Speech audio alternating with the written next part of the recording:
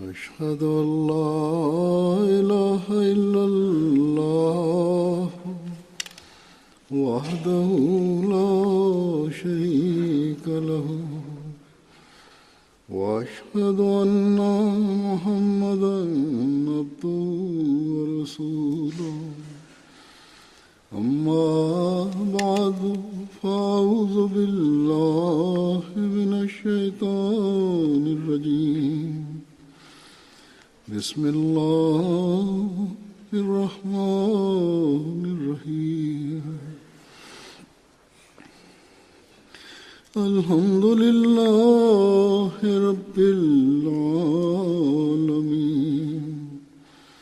الرحمن الرحيم مالك يوم الدين إياك نعبد وإياك نستعين اهدنا الصراط المستقيم صراط الذين أنعمت عليهم غير المغضوب عليهم ولا الضالين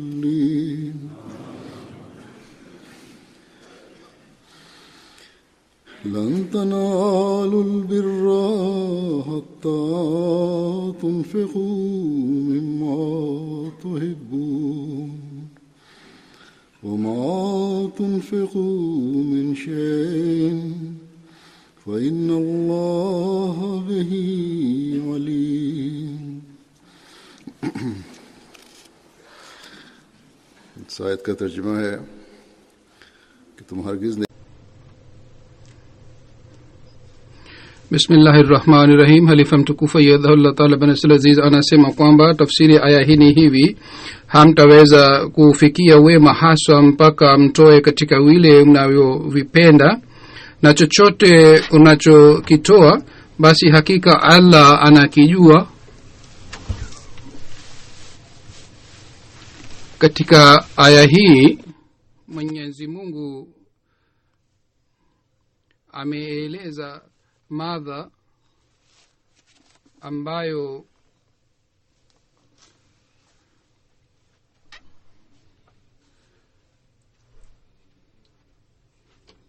kwa kupitia madha hii ni waaminio ambao wameelewa vizuri, ambao wanatumia katika njia ya Mwenyezi Mungu. Na maswahaba Mtume Muhammad sallallahu alaihi wasallam wao walielewa vizuri madha hii, ambao mali yao, wakati wao na nafsi yao walitoa kwa ajili ya huduma ya dini. Hawa maswahaba wa Mtume Muhammad sallallahu alaihi wasallam walikuwa wale ambao walielewa maana ya albir, yani wao walielewa maana ya wema na walifanya juhudi ya kupata hali ile ya wema ambayo ni wema ya hali ya juu, ambayo ilikuwa uchamungu wa hali ya juu, ambayo ilikuwa hulka ya hali ya juu, na ambayo ilikuwa hali ya juu ya kujitolea katika njia ya Mwenyezi Mungu, na vile vile ambayo ilikuwa hali ya juu ya kupata ridha ya Mwenyezi Mungu. Katika riwaya moja inapatikana aya hii ilipoteremka, Hazrat Abu Talha alimjia Mtume sallallahu alaihi wasallam na akasema, ewe mjumbe wa Mwenyezi Mungu, mimi nina bustani moja ambayo inajulikana kwa jina la Beruha, na bustani ile ilikuwa karibu na msikiti wa Mtume sallallahu alaihi wasallam. Amesema, mimi katika mali yangu yote napenda sana bustani hii kushinda mali ingine yote. Sasa mimi natoa mali ile katika njia au bustani ile katika njia ya Mwenyezi Mungu. Hii ilikuwa hali ya imani ya maswahaba Mtume sallallahu alaihi wasallam, na siku hizi katika fadhili za Mwenyezi Mungu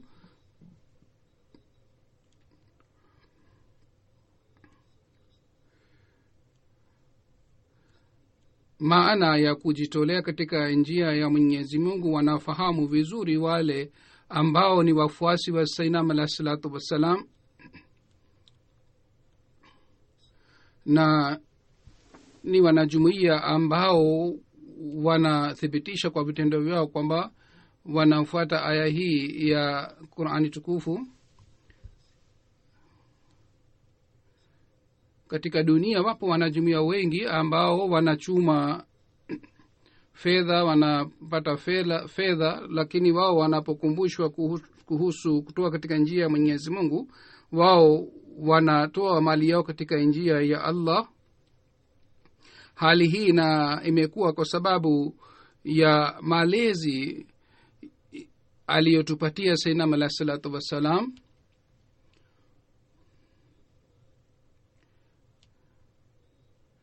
Katika hali mbalimbali na katika hali mbalimbali na vile vile katika wakati fulani Sayyidina Alayhi salatu wassalam alitupatia nasaha kuhusu kutoa katika njia ya Mwenyezi Mungu. Sayyidina Alayhi salatu wassalam anasema kwamba mtu anapenda sana mali yake katika dunia hii. Ndiyo maana katika ilmu tabiru ruya imeandikwa kwamba mtu akiona katika ndoto kwamba ametoa maini yake, mali yake, maana yake ni kwamba ametoa mali yake katika njia ya Allah. Hii ndiyo ni maana kwamba kwa ajili ya kupata imani halisi Mungu amesema lan tanalu albirra hatta tunfiqu mimma tuhibbun, yani hamwezi kufikia wema haswa mpaka mutoe katika njia ya Mwenyezi Mungu kile kitu ambacho mnachokipenda sana. Kwa sababu yake ni hii kwamba mtu anaweza kutimiza haki za wanadamu kwa kutoa mali yake, yani kwa ajili ya kutimiza haki za wanadamu.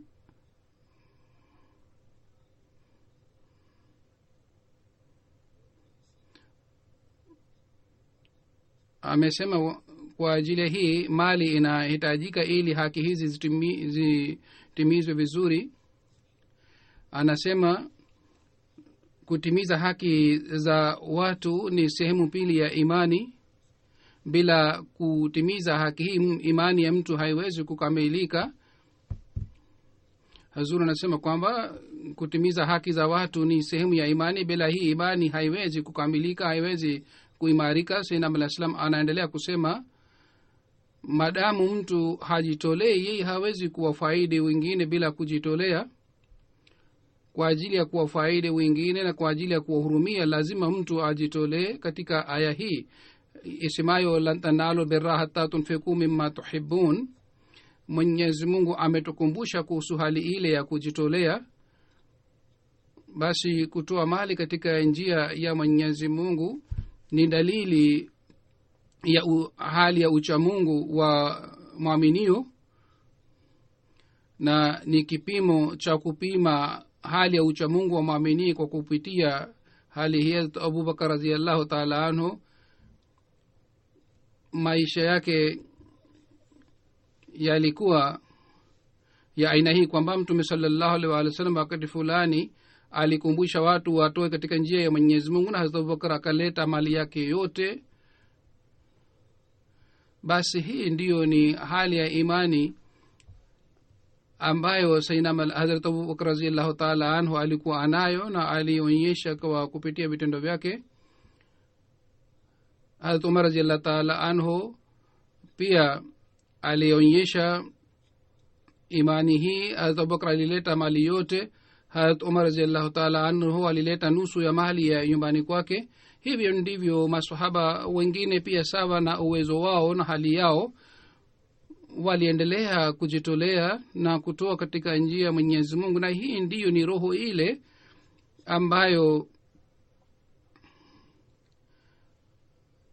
Sayyidina Alayhi salatu wassalam alitaka tuwe nayo, na yeye alitupatia mifano mbalimbali ili sisi tuwe na hali hii.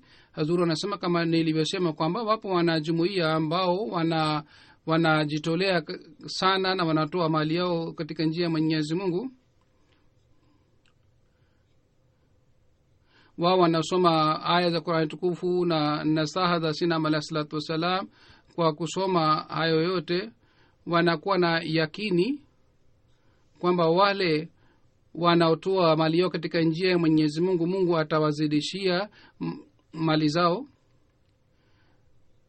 Wakati mtu anapotoa kitu chake kinachopenda sana, Mwenyezi Mungu anasema mimi namuongezea mara 700, hata zaidi ya mara 700 mimi namuongezea. Hazur anasema basi wale wanajumuia ambao wanatoa katika njia ya Mwenyezi Mungu wanakuwa na yakini kwamba Mungu atatuongezea mali yetu na atatutendea vizuri. Wale wanajumuia wanatoa mali yao katika sawa na sahihi ya Mtume sallallahu alaihi wasallam, kwamba yule ambaye alitoa nusu ya tende katika njia ya Mwenyezi Mungu basi Mungu anakubali. Lakini ikumbuke kwamba mali ya halali inakubaliwa, mali ambayo ilichumwa kwa kuinjia ya haramu, ile mali haikubaliwi, kwa sababu Mwenyezi Mungu anakubali mali ambayo ni halali. Mtume sallallahu alaihi wasallam alisema kwamba yule ambaye alitoa mali yake halali katika njia ya Mwenyezi Mungu, hata kama ni tende, Mungu atakubali mali yake, na vile vile ataendelea kuongeza mali yake mpaka mali yake itakuwa sawa na mlima. Amesema kama mtu anamwangalia mtoto wa mnyama na kwa kumwangalia anamfanya kuwa yule mtoto mnyama mkubwa, hivi ndiyo Mwenyezi Mungu anaongeza mali ya mtu. Hazur anasema kwamba katika zama hizi tunaposoma nasaha hizi za Mtume Muhammad sallallahu alaihi wasallam, tunaposoma maandiko haya si au mambo haya si ya kale tu, bali katika zama hizi pia wale wanaojitolea katika njia ya Mwenyezi Mungu wanapata uzoefu wa aina hii, na wao wanapopata uzoefu huu basi imani yao inaimarika sana. Nataka kutoa na kueleza matukio kadhaa kutoka Cameroon ambayo ni nchi ya Afrika. Mbashiri wa kule anasema, mwalimu wa kule aitwaye Bwana Abubakar alieleza mwanajumuiya moja ambaye makajana alikuwa hana kazi yoyote, jina lake ni Bwana Abdullah. Hali yake upande wa uchumi ilikuwa ya aina hii kwamba hawezi kuangalia hali ya familia yake. Katika hali ile alikuja kusali swala ya Ijumaa. Baada ya swala ya Ijumaa, wakati katibu wa fedha alipotangaza kuhusu mchango wa Tahrika Jadid, Bwana Abdullah sahab wakati yule alikuwa na frank 10,000 sifa frank. Kwa kusikia tangazo, mara moja akatoa fedha ile yote katika mchango wa Tahrika Jadid. Baada ya siku kadhaa, yule bwana akaja tena katika mission house akasema, Mwenyezi Mungu amekubali mchango wangu niliotoa wakati ule, na katika wiki moja kampuni moja imenipatia kibarua na kazi, na sasa posho yangu ni frank 100,000 ambayo ni 10% kuliko mchango wangu. Hizi ni fadhili za Mwenyezi Mungu. Anasema kwamba hii mimi natoa posho ya mwezi mmoja katika njia ya Mwenyezi Mungu kwa sababu Mungu ameniongezea. Hazur anasema kwamba hawa watu si matajiri sana, lakini Mwenyezi Mungu anawapatia baraka sana. Kuna mfano mwingine, mwanajumuiya moja mpya Bwana Daud Saheb kutoka Kongo Brazil.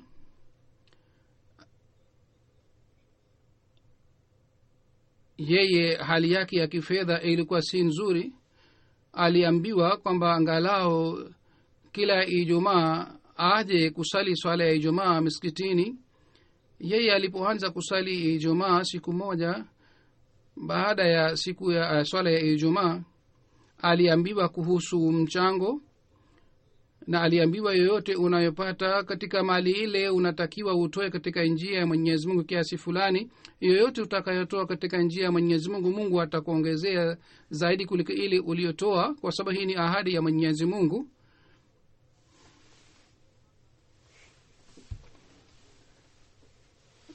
Aliambiwa hivi, hali yako ile ambayo itakuwa hali nzuri na hali yako itaboreka. Bashiri anasema mimi nikampatia nauli ya kurudi, na kwa hiyo nikamsindikiza yeye akarudi, na baada ya wiki moja akaja kwa ajili ya swala ya Ijumaa. Baada ya swala ya Ijumaa niliona alikuwa na furaha sana. Nilipomuuliza sababu yake ni nini, alisema kwamba Ijumaa iliyopita ulinikumbusha kuhusu mchango. Kabla ya kuondoka kutoka msikiti mimi nilitoa franc 100. Baada ya kutoa mchango, nilipofika nyumbani kwangu, jirani yangu moja ambaye ni rafiki yangu ambaye aliweka kuni katika nyumbani kwetu akaja kuchukua kuni ile, na wakati alipochukua kuni ile akanipatia franc 4,000.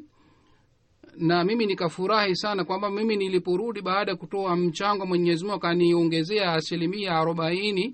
Baada ya kutoa mchango nilitoa hivi. Ndio kutoka Tanzania Amir Sahaba Tanzania anaandika kwamba mwanajumuiya moja mpya anaeleza kwamba mimi ni fundi wa kujenga nyumba, na tangu miezi 5 nilikuwa sipati kazi na hali yangu ilikuwa mbaya sana. Hata watoto pia walikuwa katika hali mbaya sana kwa sababu ya kutokuwa na fedha. Siku moja mwalimu akanikumbusha kuhusu mchango. Mimi nikapata wasiwasi zaidi wakati mwalimu aliponikumbusha, kwa sababu fedha yoyote nilikuwa ninayo wakati ule ilitosha kwa ajili ya kununua chakula kwa ajili ya familia. Wakati mwalimu aliposema kwamba mtu akitoa katika njia ya Mwenyezi Mungu hivi Mungu anaweka baraka katika mali, basi mimi nikaamua mimi nitatoa mali ile au fedha ile katika mchango. Kwa hiyo mimi nikafanya hivyo.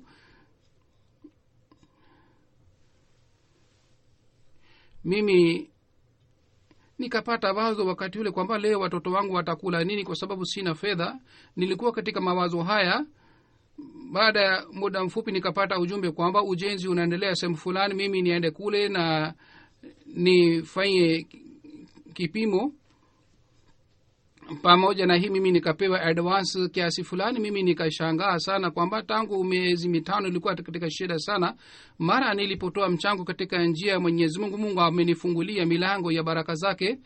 Kwa hiyo tangu siku ile nilipotoa mchango, hali yangu ya kifedha imebadilika na mimi sitaacha kutoa mchango. Hazur anasema hii ndio ni uzoefu wa mwanajumuiya ambaye ni mwanajumuiya mpya. Kuna nchi nyingine Mali ambayo ni nchi ya Afrika. Mtu mmoja kama miaka 4 iliyopita alifanya bayat.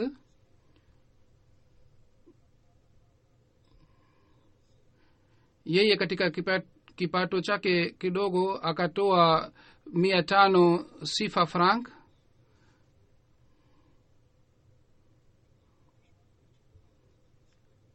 Anasema kabla ya kutoa mchango na kujiunga na jumuiya, biashara yangu ilikuwa haiendi vizuri, lakini kwa sababu ya mchango Mungu ameweka baraka sana katika biashara yangu. Na sasa yeye kwa fadhili za Mwenyezi Mungu ni musi. Badala ya 500 yeye alikuwa akitoa 500 franc sifa, lakini sasa anatoa 35,000 franc sifa kila mwezi. Wa marafiki zake ambao si wanajumuiya, kwa kuona baraka katika biashara, wao wanaona labda jumuiya inamsaidia. Kutoka France kuna mwanajumuiya mwingine ambaye ni mpya, anasema mara baada ya kufanya bayat nilipojua kuhusu nidhamu ya mchango katika jumuiya, wakati huo hali yangu ya uchumi ilikuwa si nzuri, nilikuwa sina fedha ya kutoa katika njia ya Mungu. Marafiki kadhaa wakaniambia kwamba kuna baraka sana katika kutoa mchango, Mungu anaongeza mara baada ya kutoa mchango. Anasema nilikuwa na euro 60 tu, nikaona labda ni vizuri nitoe mchango katika njia ya Mwenyezi Mungu. Mungu mwenyewe ataangalia hali yangu. Anasema siku kadhaa ilipita baada ya kutoa mchango, nikapokea bank statement yangu, nikaona kwamba katika akaunti yangu imekuja euro 600. Nilipofanya utafiti nikapata taarifa kwamba serikali ilikuwa inipatia 600 ilikosea. Kwa hiyo serikali ilinipatia, kwa hiyo Mungu aliniongezea. Kutoka Amir Sahaba Tanzania anaandika, bana sani saheb yeye ni musi pia. Yeye alisema atatoa 50,000 kila mwaka, na alishawahi kutimiza ahadi yake hii aliyofanya.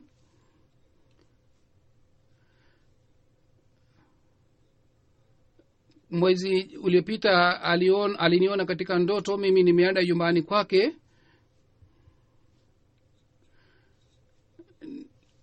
Nikamuuliza kwamba je, wewe unatoa dhahabu kutoka ardhi? Akasema ndiyo huzuri, mimi nafanya kazi hii, lakini kazi hii haiendi vizuri.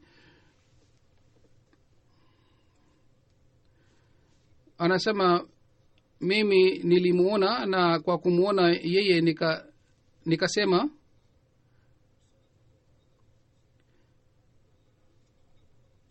kwamba uongeze mchango wa Tahrika Jadid.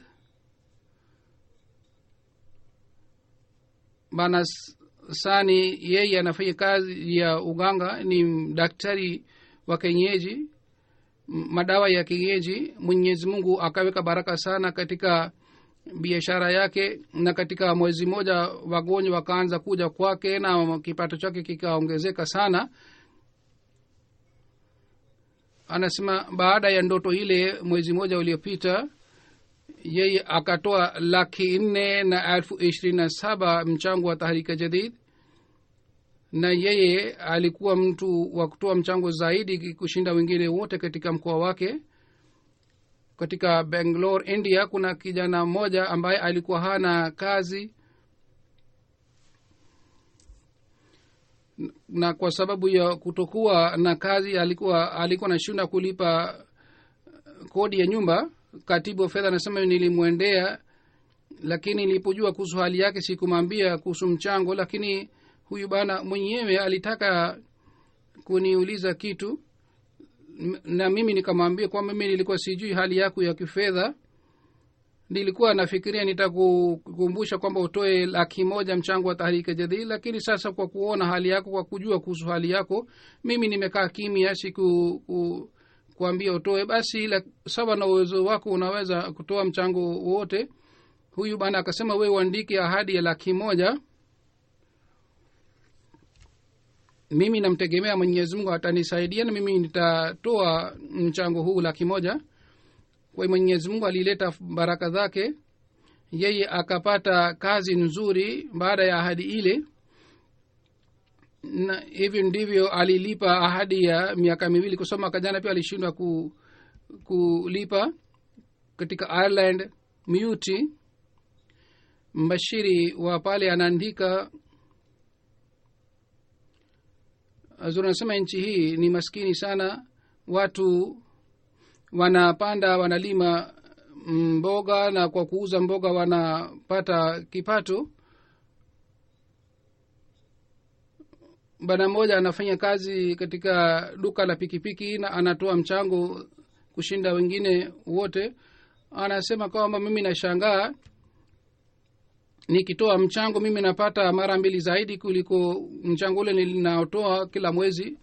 Mke wake akamwambia, kwa nini unatoa mchango kiasi hiki kila mwezi? Anasema Mwenyezi Mungu ananirudishia mchango wangu mara 2, ndio maana natoa mchango mwingi. Na mbele ya mke wake akatoa mchango na akasema ushuhudie, Mungu atanirudishia zaidi ya hii.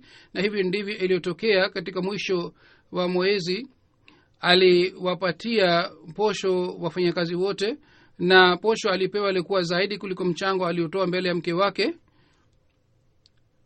Huyu bana anaendelea kutoa zaidi na zaidi siku hadi siku.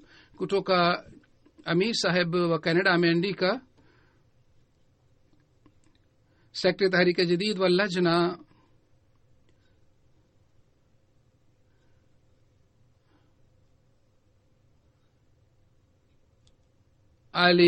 alimwambia lajna moja kwamba atoe nusu ya posho yake katika mchango wa Tahrika Jadid. Alikuwa anafanya kazi kwa muda, alikuwa na hamu kwamba yeye apate kazi ya uhakika ili atoe mchango. Kwa hiyo yeye akapata kazi ya uhakika, na mshahara wake ulikuwa dola 5,000 na 5,000 ile aliyopata akatoa katika Tahrika Jadid. Hivyo ndivyo kuna mifano chungu mzima za aina hii. Kwa fadhili za Mwenyezi Mungu, tangu jumuiya ilipoanzishwa mpaka leo, wale wanatoa katika njia ya Mwenyezi Mungu wanao uzoefu wa baraka za Mwenyezi Mungu. Wanajumuiya wa zamani, wanajumuiya wapya pia wanapata uzoefu huu katika zama hizi. Maana hii ya kujitolea katika njia ya Mwenyezi Mungu ni sifa ya waaminio. Wanajumuiya wanajua kwamba zama hii ambayo ni zama ya kukamilisha dini tukufu ya Islam, na kwa ajili ya kazi hii Mwenyezi Mungu amemtuma Sayyidina alayhi salatu wassalam,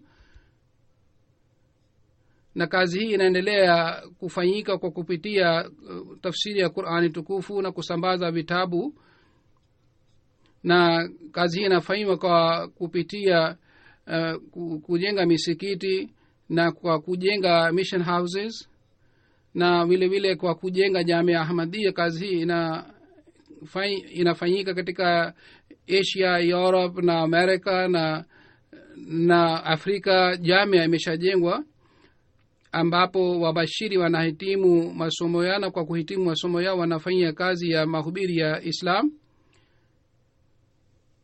Wakati wanajumuiya wanapojua kuhusu hali hii yote au maendeleo haya ya dini tukufu ya Islam, wanaanza kutoka katika njia ya Mwenyezi Mungu. Hazur anasema kama aliyosema Sayyidina alayhi salatu wassalam kwamba kuwahurumia wanadamu pia ni sehemu ya imani. Sawa na huruma hii, hospitali na shule pia zinajengwa, na pamoja na hii kuna mpango wa kuwasaidia watu pia. Hii yote inafanywa kwa kupitia michango ya wanajumuiya. Wale watu ambao wanayakini juu ya Mwenyezi Mungu kwamba Mungu atawapatia ujira wao katika dunia hii na katika akhira pia kwa sababu ya kujitolea kwao,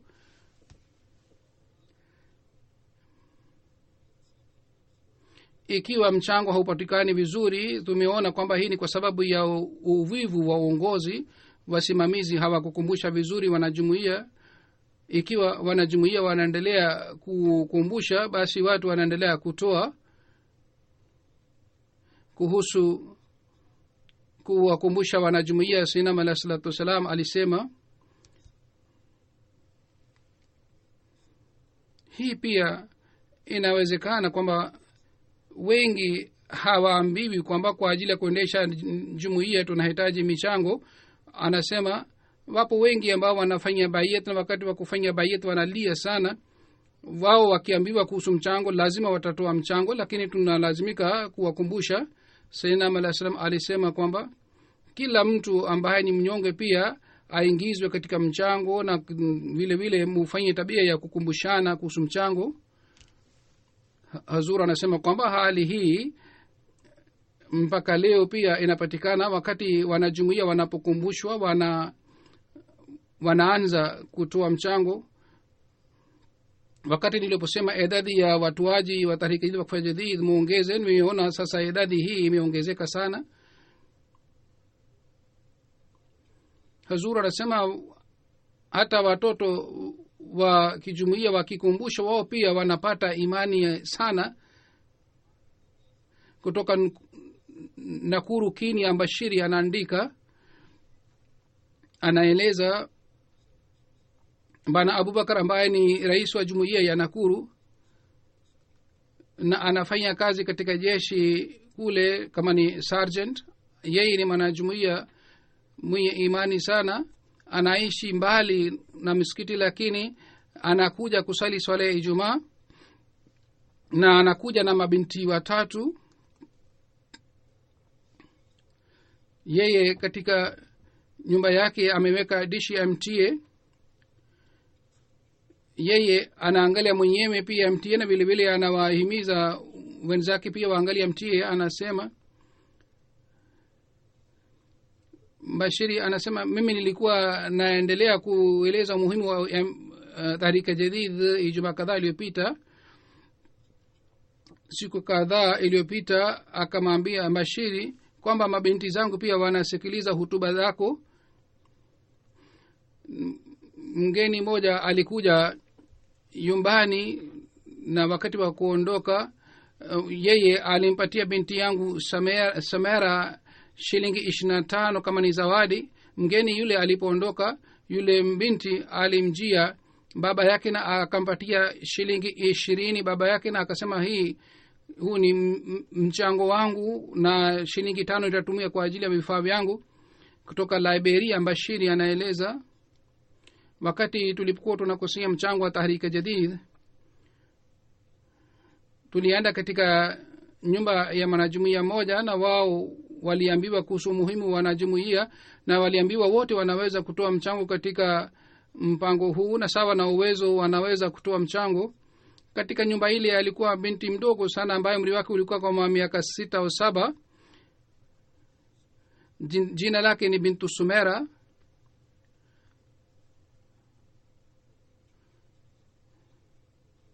Yeye alikuwa anauza vifaa vidogo vidogo katika kikapu, na aliambiwa kwamba yeye akauliza, je, watoto pia wanaweza kushiriki katika mchango wa Tahrika Jadid? Tukasema ndio. Kwa kusikia hii akaenda nyumbani kwake na akaleta 20 Liberian dollar, na akasema mimi ninayo kiasi hiki tu, basi mimi mpokee mchango wangu. Kwa kuona hali yake hii, wazazi wake pia wakatoa mchango. Hazur anasema kwamba mifano hii ya kujitolea ni sifa ya Waahmadiyya tu, wawe watoto au watu wazima. Hata kama wao wanaishi katika sehemu yoyote dunia, sifa hizi ni sifa za Ahmadiyya tu.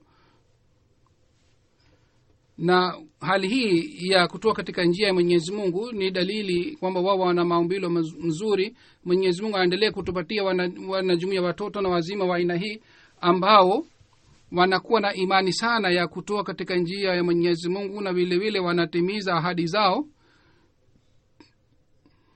Hazur anasema kwamba katika Novemba natangaza mwaka mpya wa Tahrika Jadid. Leo nitatangaza mwaka 84 wa Tahrika Jadid, na pamoja na hii mimi nitaeleza habari ya mchango uliopatikana mwaka jana. Mwaka 83 ilikuisha wa Tahrika Jadid, na sasa 84 utaanza kutoka Novemba. Na taarifa niliyopokea mpaka leo sawa na taarifa hii mwaka huu. Katika mchango wa Tahrika Jadid tumekusanya milioni 10 na laki 25. Alhamdulillah, mchango huu zaidi ni laki 15 kuliko mwaka jana. Sawa na makusanyo wa mchango tukitoa Pakistan nje, Germany imeshika nafasi ya kwanza. Katika Germany wanajumuiya wanatoa michango sana kwa ajili ya ujenzi wa misikiti 100. Takriban milioni 3 wanakusanya kwa ajili ya ujenzi wa misikiti kila mwaka. Kule si watu matajiri sana, lakini kwa fadhili za Mwenyezi Mungu katika nchi ya Germany wana imani sana. Mwenyezi Mungu aiweke baraka sana katika mali zao na akubali kujitolea kwao. Na nafasi ya pili ni Uingereza, na ya 3 ni ya Marekani, 4 ni Canada, 5 Bharat, India, 6 ni Australia, 7 ni Indonesia, 8 ni jumuiya ya Middle East, na 9 pia ni jumuiya ya Middle East, na nafasi ya 10 ni ya Ghana.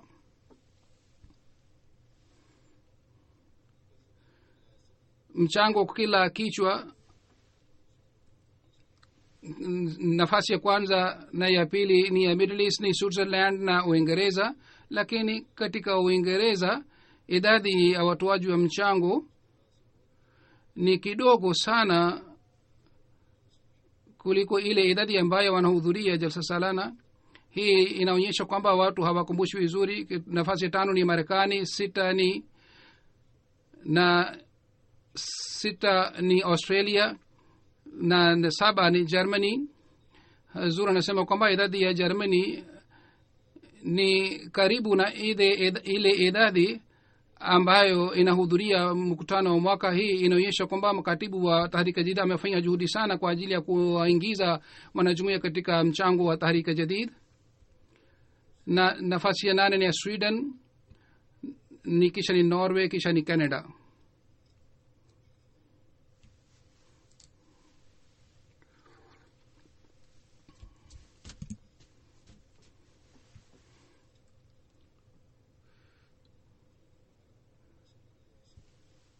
katika Afrika nafasi ya kwanza ni Ghana, Nigeria, Mali, Cameroon, Liberia na Benin. idadi ya watoaji wa mchango kwa jumla, nilisema kwamba wengi waingizwe katika mchango wa Tahrika Jadid hata kama wanatoa kidogo. Sayyidina alayhi salatu wasallam alisema kila mmoja anatakiwa atoe mchango hata kama anatoa pesa moja, sumni moja. Kama tone inafanya kuwa mto, hivyo ndivyo kidogo akitoa inakuwa fedha kubwa sana. Kwa hiyo nilisema idadi ya watoaji iongezwe. Mwaka huu idadi ya watoaji jumla ni 16,000 na idadi iliongezeka mwaka huu ni 200,000, yani watoaji wapya ni 200,000 waliopatikana mwaka huu. Katika hii Nigeria imeshika nafasi ya kwanza, 57,000 wanajumuia watoaji wapya walipatikana. Kisha ni Cameroon ambapo 23,000, Benin, Ivory Coast, Nigeria, Guinea Conakry, Mali, Guinea Bissau, Gambia, Senegal, Burkina Faso. Ni hawa ambao wamefanya kazi vizuri. Katika nchi ya Afrika ni Indonesia iliyoshika nafasi ya kwanza, kisha Germany, Uingereza, kisha India, Bharat, Amerika. Hawa wameongeza idadi ya watoaji wa mchango. Bado kuna nafasi kubwa sana ya kuongeza idadi ya watoaji wa mchango. Jumuiya inatakiwa izingatie kazi hii. Katika Pakistan nidhamu imebadilika ya uamiri, kwa hiyo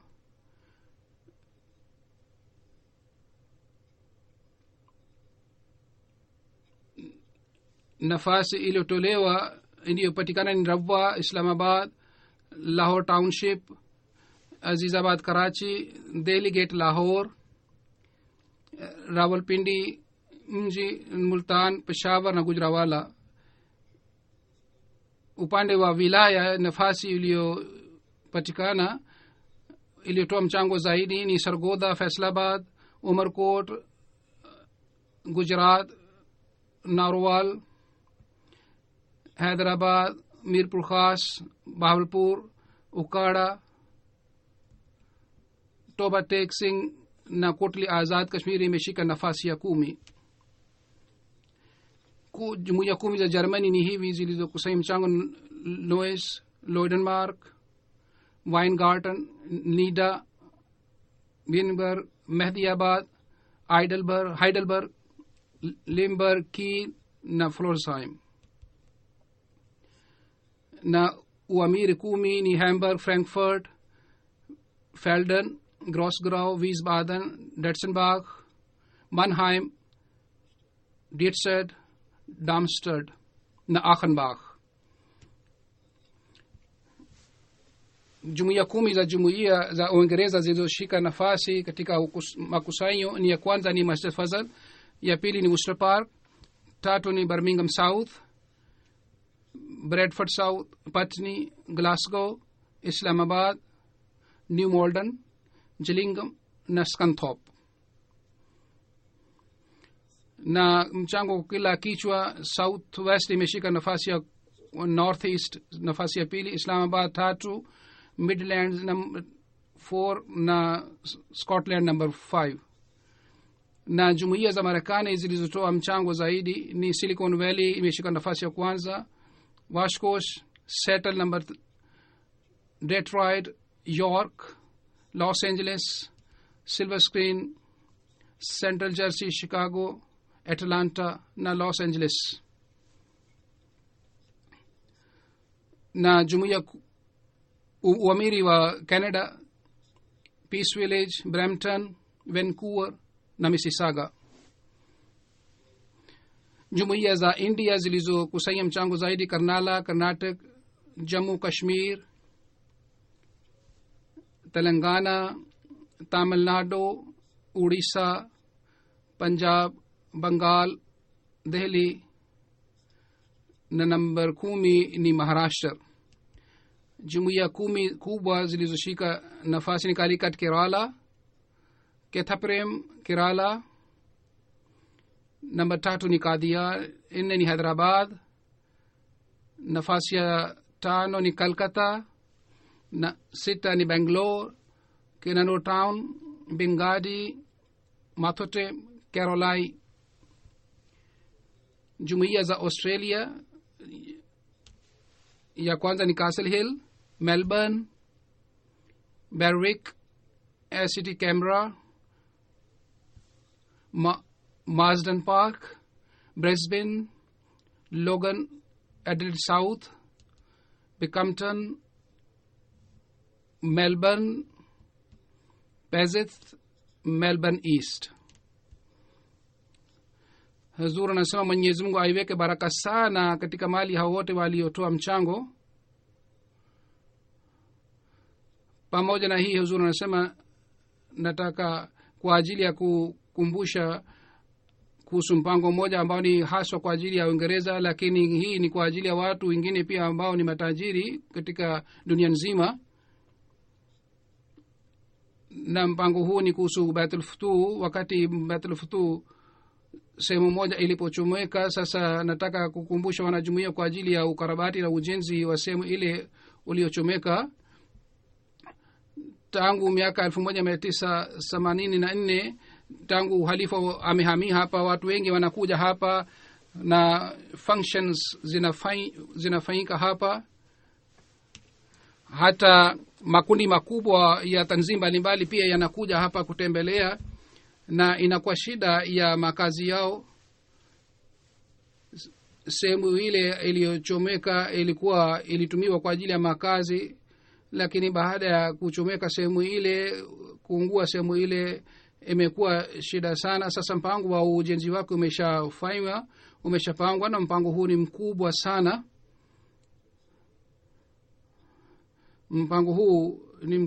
sana. Halifa mtukufu wa 4 rahimahullah taala, wakati alipokumbusha kuhusu ujenzi wa msikiti huu mwanzoni, alisema kwamba milioni 5 inahitajika.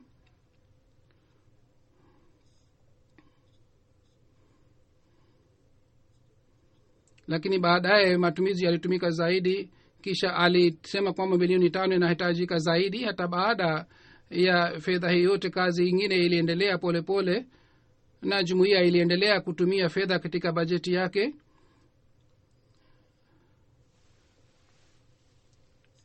Lakini tukio la moto lilitokea, ilikuwa kudra ya Mwenyezi Mungu. Kwa hiyo sehemu kubwa ilichomeka kwa sababu ya moto. Kwa hiyo mpango mpya wa ujenzi uliojengwa kwa ajili ya mpango huu, takriban milioni 11 inahitajika. Nusu tayari tunayo kwa ajili ya ujenzi huu, ambayo tumepata kwa kupitia insurance, na watu wengine wametoa mchango. Takriban nusu tunahitaji zaidi kwa ajili ya ujenzi. Kwa ajili ya hii, wanajumuiya wanalazimika wotoe kama waliendelea kufanya dhamani. Baitul Futuh sawa na ujenzi wake na sawa na uzuri wake na ujenzi wake imehesabiwa katika listi ya ghorofa 50 ya Ulaya. Halifa mtukufu wa 4 rahimahullah taala alipotoa mpango huu, alisema kwamba msikiti huu utakuwa msikiti mkubwa wa misikiti yote ya Ulaya. Alisema kwamba watu 7,000 8,000 wanaweza kusali katika msikiti huu. Wakati huo alisema kwamba sisi msikiti huu utatosha kwa ajili yetu, na watu takriban 10,000 waliweza kusali sala katika msikiti huu. Lakini baada ya kama miaka 3-4 msikiti huu ulikuwa mdogo. Kisha kwa sababu ya hali hii uongozi ulikuwa unatangaza kwamba watu waswali swala ya idi yao katika maeneo yao, katika misikiti yao, wasije hapa. Licha ya kuwa na hali hii yote, kwamba tulikuwa tukiweka hema zaidi kwa ajili ya watu ili waweze kuswali swala ya idi. Kwa hiyo sisi tuna dharura ya kujenga sehemu kubwa. Kwa hiyo kadiri tunaweza kupanua msikiti huu, tunatakiwa tupanue ujenzi wa msikiti huu. Wale watu wengine ambao hawakupata nafasi ya kutoa katika ujenzi wa msikiti huu wanalazimika kushiriki katika mpango huu mpya. Mpango huu ni mpango wa Jumuiya ya Uingereza. Kwa hiyo kwa kawaida hii ni kazi ya wanajumuiya wa Uingereza. Wanajumuiya wanatakiwa washiriki katika mpango huu, na wanajumuiya ambao si wanajumuiya wa Uingereza wao pia wanatakiwa washiriki katika mpango huu. Tanzim mbalimbali sawa na uwezo wao na jumuiya sawa na uwezo wao natakiwa ishiriki katika mpango huu, kwa sababu kila mwaka wageni wanakuja kutembelea, na jumuiya ya Uingereza inafanya mpango wa karamu yao, na sasa idadi ya wanakuja ni maelfu na maelfu.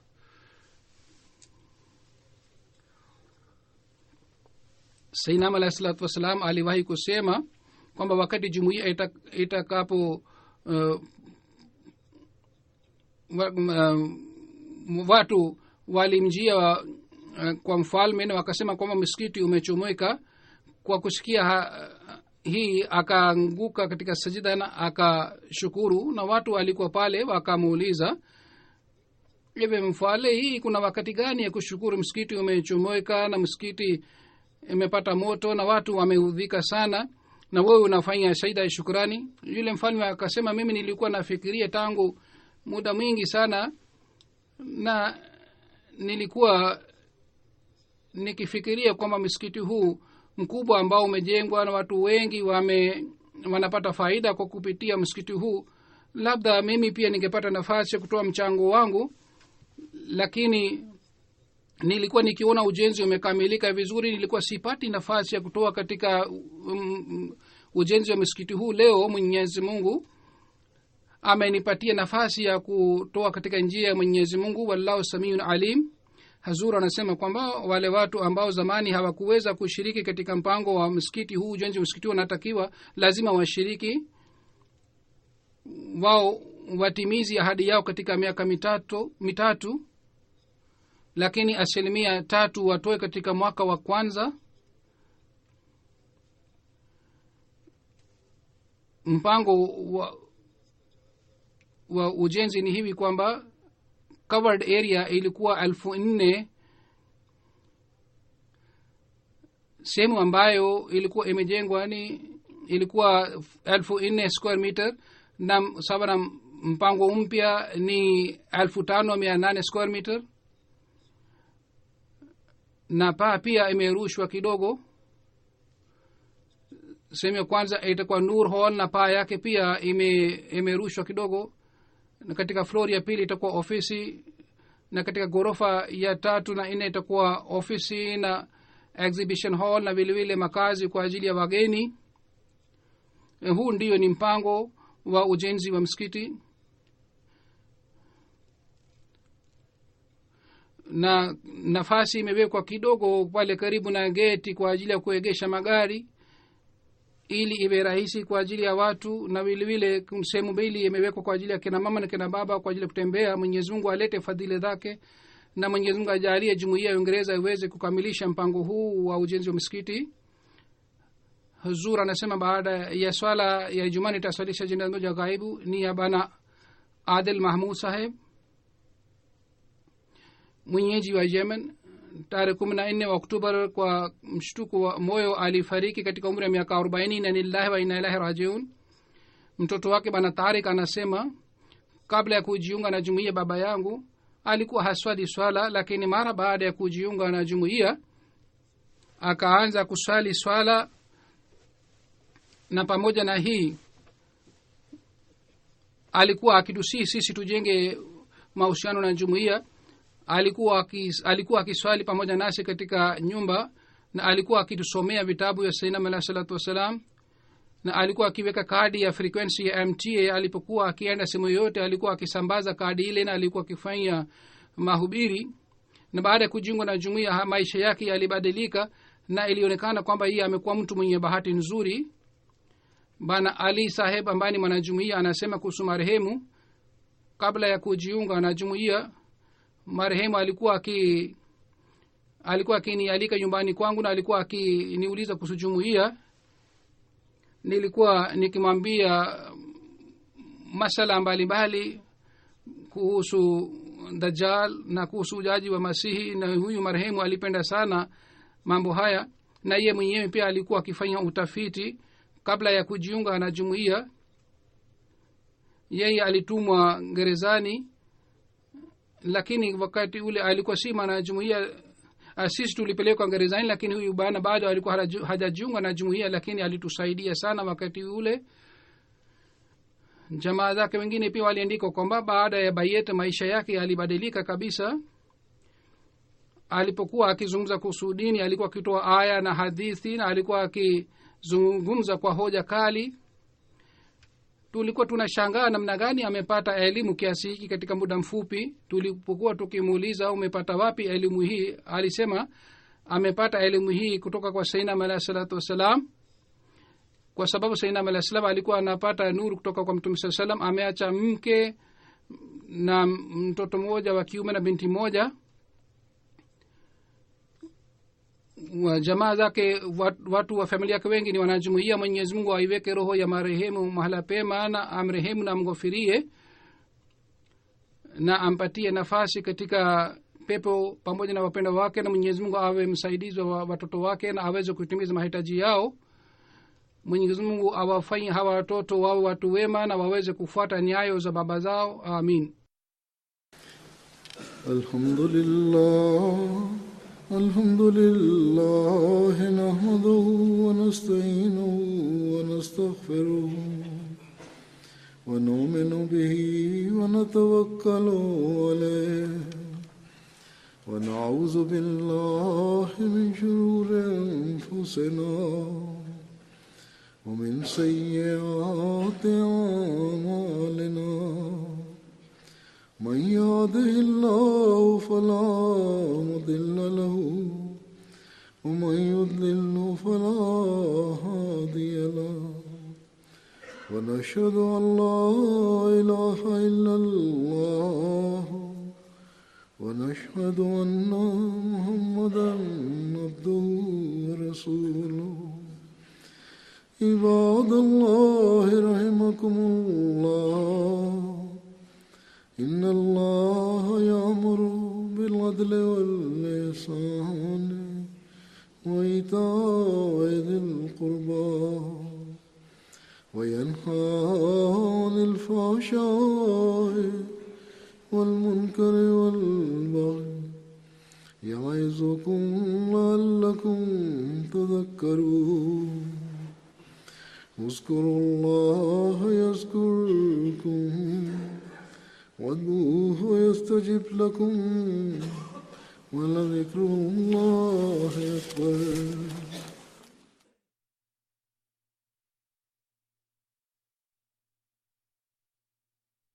اللهم صل على محمد وعلى آله